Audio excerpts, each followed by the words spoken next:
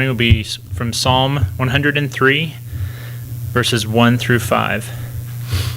Psalm 103, verses 1 through 5. Bless the Lord, O my soul, and all that is within me, bless his holy name. Bless the Lord, O my soul, and forget none of his benefits, who pardons all your iniquities, who heals all your diseases, who redeems your life from the pit, who crowns you with loving kindness and compassion, who satisfies your years with good things, so that your youth is renewed like the eagle.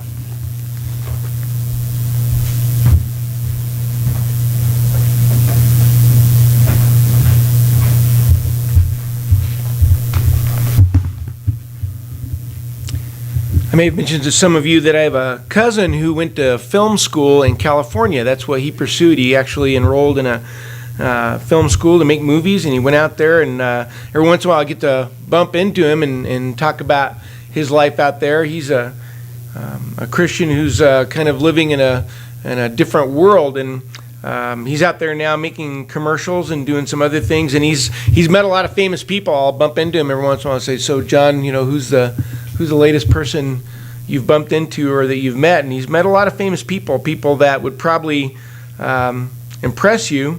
He's even worked with some of them, had a chance to kind of talk to them and meet them and work with them. And it's always kind of fun to say, so what are they really like? Is always the question.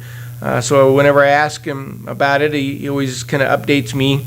And I'm always impressed. I mean, every once in a while, he'll drop a name, and I say, wow, you actually spoke with that person. And I've met one or two famous people once in a while, nothing really impressive. Mostly I've seen him from a distance or something like that. And we probably all have our stories. In fact, I'd be curious maybe on your way out if you were to share with me before you leave, maybe somebody that you met who was famous. You probably even have an autograph or two. But at the very least, we know somebody who knows somebody. I don't know if you found yourself in that position. Say, I met somebody who actually spoke to, and we kind of feel kind of important in that regard too. And for some reason, it's kind of exciting to us to see somebody that we know is famous. Something about that. There's always been celebrities, probably ever since there's been humanity. There's always some that kind of stand out, and we treat them differently. There's always been celebrities, but one thing that's kind of unusual about our situation, I don't know if you ever thought about this, years ago, to see someone famous, you would have had to physically be in the same place. So it was pretty rare to see a celebrity, let alone meet them, to actually see them in the same place. Today, it's very different. We see them all the time. We watch them in movies and on television. You think about it, it wasn't that long ago to where people didn't have television or movies. You might be able to see a photograph, but other than that, say, I actually met this person. In fact, it's interestingly enough, a lot of famous people, nobody knew what they looked like. They read their stuff or heard about them, but photographs were kind of out of the picture, so to speak. But yeah, it'd be hard to go through a whole day with our situation. It's very different because it'd be hard to go through a whole day without seeing somebody famous. Before you hit the pillow tonight, you're going to see somebody famous, either on a billboard or on TV or maybe a glimpse of a movie of some sort. We see them all the time. And one thing you've probably noticed, if you're paying attention, when you glimpse them in the media, for the most part, they seem pretty happy. I think, not counting the roles that they play when they're interviewed on television or you see them, in the news or something like that, they seem like pretty happy people, and they parade across our screens, and almost all the time you see them smiling or laughing. We are constantly presented with happy, famous people, and that's kind of an odd situation. That was not always the case. We always see them. And I think the reason I bring it up is I think it can be a real distraction because we're not them. That's not our lives at all. Tomorrow, more than likely, you're going to have to get up and do a lot of non-celebrity stuff. Nobody's going to ask you for your photograph or your autograph or anything. We're not famous. Our lives are very different. Some people argue that that's probably the dream of a lot of people, is somehow be famous, that the internet is kind of everybody's chance to be famous in a small way. But especially if you're a Christian, you'll quickly see there's a contrast between you and them, and it's hard to ignore that.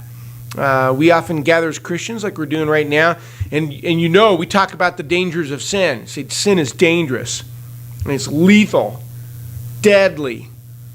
And then we go home and watch these people who live quite comfortably with sin, one happy ending after another. Sure, every once in a while there's a meltdown of some sort, and that'll pop up in the news. There'll be a scandal or maybe a washed-up career. And eventually you see the documentaries. I remember seeing these documentaries about bands and things like that, and it was always the same story. They were famous, then they started making dumb decisions, and then they were not famous, and now they're trying to make a new album that nobody cares about. It's always the same thing. In these documentaries about how they were once popular and then they fizzled out and they run a surf shop somewhere or something like that. There's a lot of sad stories. I think you know that. By the way, if you're planning on running a surf shop, no, that's no problem. It just seems like that's the end result for a lot of them. But for the most part, their lives seem pretty shiny. As far as you can tell, their lives are full of sin, and they seem to be doing just fine. Which is kind of odd if you think about it. We're getting together and say sin is bad. Then we go home and look and say, wow, sin seems to be doing pretty good, actually. Here we are trudging along under the burden of our moral standards, and then you see them strolling down the red carpet, unfazed, undisturbed, unpunished. It's not, I don't want to suggest this, it's not that you'd wish any of them any harm. Romans 5:14 tells us to love our enemies. That would automatically include celebrities. I hope we never reach the point to say, I can't wait till they get theirs. That's not what this is about. It'd be an easy trap to wish them harm since they have it so good. That's not a Christian attitude. But it's not easy seeing one image after another of deeply immoral people smiling at the camera, apparently living with no consequences. It can be a distraction because you're trying to do your best. More than a few times, you've probably been ridiculed for doing the right thing or saying the right thing. Maybe even just persecuted for making the right choice. And meanwhile, in Hollywood, they soak up the sun and they're doing just dandy. This has always been the case. Now, our situation is kind of unusual, but it's always been the case where people are trying to do the right thing and they're distracted by happy, sinful people. We're going to look at Habakkuk in just a second. It's kind of a challenge to be focused when you get distracted by this, when you're trying to do the right thing and it results in tough times, because sometimes it's not going to work out well for you. You're going to do the right thing and you're going to be criticized for it. And the result can be tough. And you keep noticing that good things are happening to those living in opposition to God, and Habakkuk was distracted by this. If you look at Habakkuk here shortly in the first chapter, for him, it wasn't Hollywood. He didn't have television, but in a sense, he watched the Babylon channel. He was watching Babylonians, and they were not living the right way. They rejected God, but they were alive and doing quite well. The Babylonians had their lives full of sin, and for the most part, they seemed to be doing just fine, and Habakkuk didn't get it. It really bothered him. Here he was trying to follow God, but he was constantly faced with blatant sin. In Habakkuk 1 verse 3, this is what he says. He says, "Why do you make me see iniquity and cause me to look on wickedness?" And he goes on to talk about, I don't understand. Where's the justice? I'm trying to do the right thing, and life is not like a celebrity at all. It's hard. And here's everybody doing the wrong thing, and they seem just fine. Seems like things are out of balance. That's kind of what he was expressing. All these people rejected God, and he couldn't see any consequences. So it was hard for him to stay motivated. It's hard to do the right thing when the results didn't match the efforts. When we go to the Bible, we're confronted with Scripture. We're talking this morning in class how it is pretty straightforward about the truth. And you realize the seriousness of sin. It's a disaster. Every single sin, no matter what the sin is, it's a disaster. It's a devastation. It will cost you everything forever. That's how serious it is. It would seem only fitting that when we see people indulging in sin, that we would also see the consequences that go with it. Again, not wishing it on them, but it just doesn't seem to be a good system. It would feel more like justice. If we saw people sad and in pain rather than laughing as they move on to the next sin. but it all seems to go unpunished, and defiance of God is everywhere. I'm not just talking about recent developments. Sin has always been prevalent, but the world is filled with sin. Our culture is filled with sin, and the world presents it with pride. Psalm 12:8. I remember a good friend of mine pointed this verse out to me, and this good description of today of sin in general, Psalm 12:8. My friend pointed out he couldn't help but think of some of the things that are performed on stages across the nation and applauded. He couldn't help but think of them when reading this verse. Psalm 12, verse 8, the wicked strut about on every side when vileness is exalted among the sons of men. Not only are the wrong things flaunted, but they're admired and praised and paid. The arrangement seemed to be that the more you stray from the word, the more you will be cheered on. And this can be a real distraction for us and can be discouraging. With this constant display in front of us, it's no wonder many are deceived into thinking that they're missing out on something. I think this is probably the main thing I'd like maybe for us to consider. If you're happy with your life, it can end up where deep down there's part of you that feels like, I don't know, this Christianity thing is kind of ripping me off. There's a lot of fun stuff out there, and seems like I'm at home doing the right thing and not getting much out of it. Obviously, in the minds of a lot of people, they think obviously this isn't the best possible life. Look at all that happiness out there. I got this machine in my home constantly showing me a lot of happy people. And it seems like that is a much better life. And if I could have that, maybe that's the way to go. I personally believe that that's why people will fall for that delusion. And I personally believe that that's why some people just suddenly take off. You've probably heard stories, you may even know people where everything seemed just fine. They had family, they had friends, they were members of the church. And then suddenly they just leave. They abandon their families and they're gone. It always startles me. It always shocks me. So what was the thought process there? And I don't know for sure.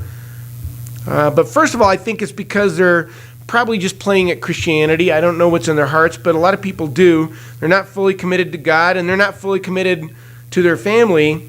And it's kind of like someone getting a gift and not opening it and say, well, this isn't much of anything. And they never opened it. They never really fully got the blessing. And so they just skim the blessings of Christianity, and they end up feeling unfulfilled and not really that happy, which comes from being selfish when you're focused on your own happiness. You might think of it this way. A lot of people have a loose grip on the things that matter. And then what happens, and again, this is conjecture on my part, if they keep seeing how great it is out there and keep watching all these happy people, they look at their own lives and they feel time's going by. Say, this is not the life, this is not the level of happy I was hoping for. And their weak commitment grows stale, and then somebody comes along and tells them the nonsense of you deserve to be happy, and they panic. And they take the bait and they run off to find a new life. The same bait that led the prodigal son to the pigs. I don't know what runs through the minds of people. I suspect that's the case, is the shiny, happy people out there are a distraction, and they've kind of kept a loose grip on the things that matter, and I think it's a panic move sometimes. It's a powerful deception. It was one of the things that almost ruined David. I don't know if you're aware of this. We're going to look at Psalm 73. King David was distracted by the very same thing. And I think we can identify with how he put it in Psalm 73, verse 2. He describes it as one of the things almost caused him to fail, was his distraction of happy people in the world, I guess you could say. Psalm 73, verse 2, but as for me, my feet came close to stumbling. My steps had almost slipped, for I was envious of the arrogant as I saw the prosperity of the wicked. He says, I saw them. I looked at their lives and I thought, I kind of want that. He says, I almost blew it. My feet almost slipped. He was envious of the arrogant.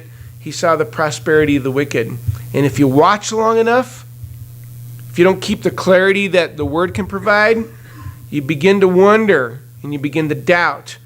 And if you've got a loose grip on what matters, you begin to slip. And sad to say, even if you don't run off, even if you don't do the panic move, even if you stay and go through the motions, the illusion is there that there's a greater happiness out there, and that sabotages your happiness now because you're discontent. We're fooled into thinking that there's something better out there. One thing you should know, something that deep down I think you already know, most of what you see isn't real. Those people, it's not real. The world is full of artificial happy, whether it comes in a syringe or a contract. The smiles usually never go deeper than the face. You get a good enough camera angle and the right music, and you can make anything look good. Satan is the ultimate spin doctor, and he spins it all to look really important and really happy. He tricks us into admiring hollow people and trying to be like them. If you're really paying attention, you find out the truth later in the game after fame has run its course, after pop culture has grown tired of them. Then we learn that the laughter and excitement was shallow. You've seen documentaries and heard stories. It's mostly fueled by inebriation and doubts. It's always putting on a face. I remember even reading about one very famous musician, and they had to go out on stage, and just before the performance began, they got bad news that one of their family members had died, and by contract, they had to go out and put on a show. They had to smile and pretend to be happy. The fans, what they saw was a happy person, but inside she was devastated, and that was the life that she's living. I mentioned my cousin has met a lot of famous people, and one thing that's kind of stood out to him as a Christian, he's got some perspective, and he talks with them, and a lot of them are friendly enough, but he noticed a lot of them are very careful. They're very cautious about meeting people. They're wary. They know that people love them for only their latest flash and dazzle. They're very cautious and many times very lonely. Friendships are very precarious with them. And I'm sure you'd find quite a variety, but he noticed that in a lot of people. They know that they're loved for their image and for their market price. It's a very precarious party. But let's be honest, my cousin would also tell you, if you got a chance to talk to him, that some of them are really having a good time. They're truly having a good time. Sin is fun. The world is filled with people defying God and having a lot of fun doing it. The world can give you a good time, and I'm not going to lie to you about that. The lie is that the good time is going to last forever. That's what a lot of them believe. We're going to look at Psalm 10. When you're in the middle of the good time, it's hard to believe that it's ever going to end. It just feels like it's always going to be this way. That's one thing you learn about life. Things don't stay the same. In Psalm 10, verse 3, God describes them this way. And notice there's this idea to say, hey, this is going to go on forever, just on and on and on. Psalm 10, verse 3, for the wicked boasts of his heart's desire, and the greedy man curses and spurns the Lord. The wicked in the haughtiness of his countenance does not seek him. All his thoughts are, there is no God. His ways prosper at all times. Your judgments are on high out of his sight. As for all this adversaries, he snorts at them. He says to himself, I shall not be moved. Throughout all generations, I shall not be in adversity. In other words, it's always going to be good. No bad stuff's coming. That's the big lie, that the party never ends. But it does. It may take months or years or even a lifetime, but all the fun does come to an end. The prophet Malachi, the last book of the Old Testament, was written by Malachi, and he was sent to talk to some people who are a lot like people today. The general argument was like, we don't see any difference. Following God or not following God, we don't really see what the big payoff is. And they were having doubts. It seemed following God wasn't that much of a better choice. As far as they were concerned, they didn't see a difference. So God used Malachi to explain to them, and this is going to be in Malachi chapter 4, verse 3. God used Malachi to explain to them that someday, inevitably, the distinction between the world and the people of God would be very brutally made clear. It's pretty gruesome how he describes it in Malachi chapter 4, verse 3. And you will tread down the wicked, for they shall be the ashes under the soles of your feet on the day which I am preparing. So that's the difference. Here's you, and here's the ashes beneath your feet. Have any questions? The difference is that you get out of here alive. That's the payoff. Whether or not you and I comprehend God's perfect timing, the party does come to an end. Ultimately, the resolution of the matter will be obvious. In the meantime, as we watch the daily parade of sin and sinful lives, we have to maintain a clear perspective, regardless of how tough it is to do the right thing. God is our one and only hope. Habakkuk learned to understand this. Remember, he was the one earlier who says, I don't see the justice here. But he learned, if you go back to Habakkuk, this is the end of the book. It's kind of interesting to compare what he was at the beginning of the book as to what he was at the end. Habakkuk learned to understand. He learned that the world stuff didn't matter as long as he had God. And I really love this. This is Habakkuk 3:17. And notice he's listing all these things that may or may not happen. It says, though the fig tree should not blossom, and there be no fruit on the vines, though the yield of the olive should fail, and the fields produce no food, though the flock should be cut off from the field, and there be no cattle in the stalls, yet I will exult in the Lord. I will rejoice in the God of my salvation. The Lord God is my strength, and he has made my feet like hinds' feet, and makes me walk on my high places. So as far as he was concerned, his surroundings would not dictate his loyalty to God. He wouldn't be distracted by the commotion of the world. It didn't matter if it looked like things were bad, if it looked like the ungodly had everything and he had nothing. What was important was whether or not he remained loyal to God. And the same is true for us. As we see the wicked go on and on unpunished, we need to remember that happiness, the happiness that you see, it's not real, it's plastic. It's the plastic decoy designed by our enemy. Whatever flash of happy they might have for a while, it's a lie. And even if that buzz keeps them smiling for quite a while, it will be over soon enough. But also know this, and we'll wrap this up with this very, very important truth that you need to know about God. He's not interested in giving you happiness. He wants to give you more than that. He is only willing to offer you real happiness. He's not interested in the short-term, shallow stuff. He's only interested in the real happiness. This is Psalm 103. One more time, Brent read this for us earlier. Psalm 103, starting with verse 1, and notice at the end how he puts it. Bless the Lord, O my soul, and all that is within me. Bless his holy name. Bless the Lord, O my soul, and forget none of his benefits, who pardons all your iniquities, who heals all your diseases, who redeems your life from the pit, who crowns you with loving kindness and compassion, who satisfies your years with good things.